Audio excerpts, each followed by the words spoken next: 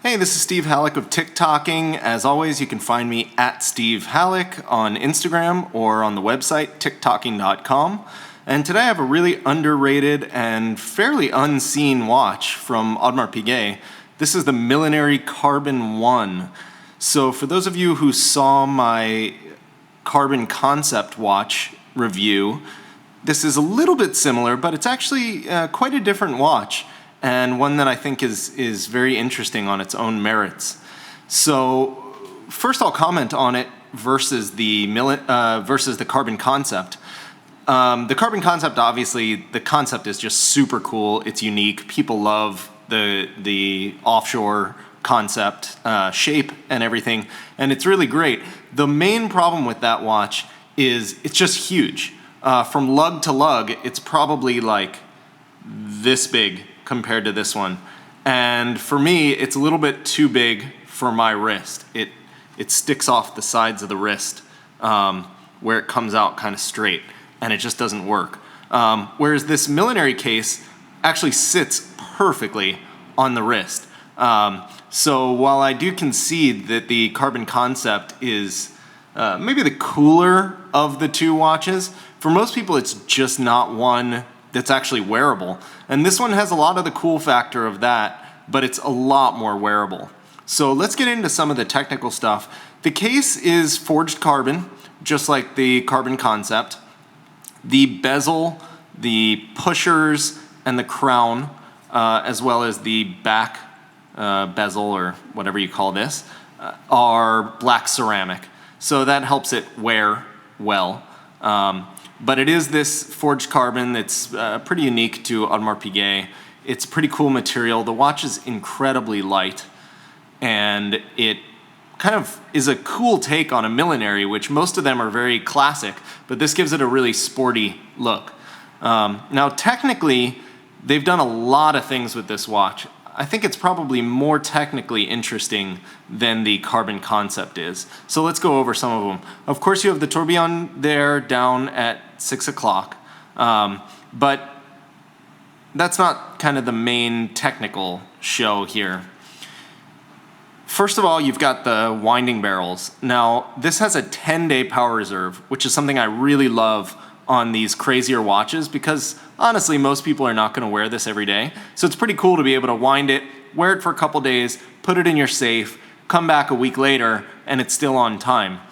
But in addition to having the 10-day power reserve, which of course you can see the two really huge barrels down there for all that power, something that they did that's cool is it actually has enough energy stored for 12 days of power, but they have a system that cuts off the power transmission from the very beginning of one of these barrels and in the very end. So you just get like the middle of the power curve. So if it goes, sort of like that, you get this chunk in between where the power is the most consistent. So that helps with rate keeping. And there's a lot of other technical things. I won't go into all of them here, but one of the other things with the power system is this has a whole unique and patented power reserve mechanism, and it's supposedly much more accurate of a power reserve in the way that it actually keeps track of kind of the power that's in these barrels. And you can see that it's different when I wind the watch. You can basically see the hand kind of move. I'm not sure if it comes through in the video, but it moves a little bit differently than most power reserve hands as you wind it up. And it's pretty interesting, especially as it gets up here where the springs are really tight. You can see how it kind of almost resists going up. So the tension that you feel in the mainsprings themselves, you can kind of see in the power reserve, which is pretty interesting. And I'm maybe not technically gifted enough to explain that to you well, so I won't even try. But if you want to read the literature for this watch, you can read more about it. It also has something that I love, which is when it reaches the end of the winding, it's got sort of like a slip differential. So you can't overwind the watch. It just starts to slip like a torque wrench or something like that. So I love that because I always worry about breaking watches when I set them. In addition to those, it's got a chronograph, So this is the start-stop button on this side. It's like the old Seiko bullhead chronographs in its layout. I really like that about this watch. I love these kind of quirky features. But this is start-stop, and this is reset. And it's got a couple things. It's got a different kind of coupling lever for the chronograph that makes it so that there's no jump at all to the second hand when you start it, which is great. I hate chronographs that jump. And it also has a near instantaneous minute hand movement, just like the Datograph or the 1815 chronograph, which I've reviewed previously. And that makes reading the chronograph a lot better. So let's start it here. There's kind of a smoothness and to that start-stop that you don't really feel on almost anything, which is very cool, especially for, you know, the watch feels kind of like toyish with the forged carbon, but these little details like the start-stop pushers, you can tell just how incredibly high-end the whole thing is. So let's give it one turn and we can watch the minute hand jump. It's not instantaneous, you know, it doesn't happen exactly at 12, and it's not supposed to, or 60 seconds as it may be. But it doesn't, you know, it's not continuous. So it does noticeably jump to 1 minute. You can kind of see it get ready in a minute and then make its jump.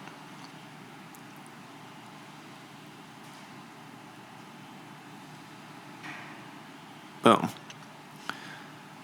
So I really like that feature in a chronograph. I think it's one of the more useful things that someone can build in.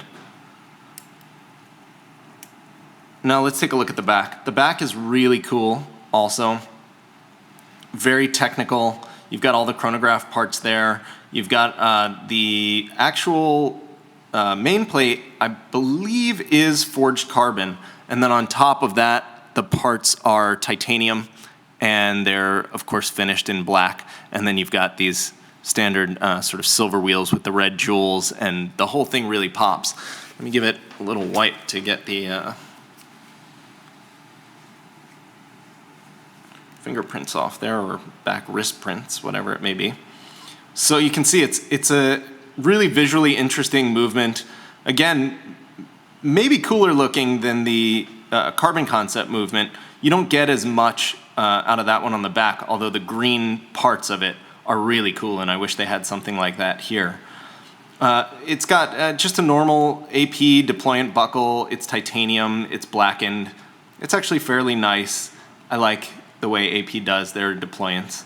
But let me show it to you on the wrist, and you'll see what I mean about how wearable it is.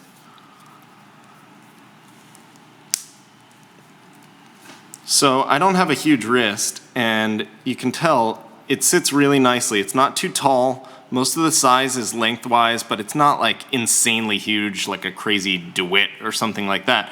It's just this cool kind of oval shape that catches the eye, but it fits really nicely on almost any wrist. And then again, because it's very light, because of the forged carbon, it wears without you hardly being able to notice it. So I really, really like this watch. I think it's definitely super underrated, and it's a piece that collectors are going to come back to soon when they realize that they all kind of missed out on it. And I'm glad to be able to show it to you. So this is, again, the Audemars Piguet Millenary Concept 1. It's forged carbon tourbillon with a chronograph, and I hope you enjoyed it.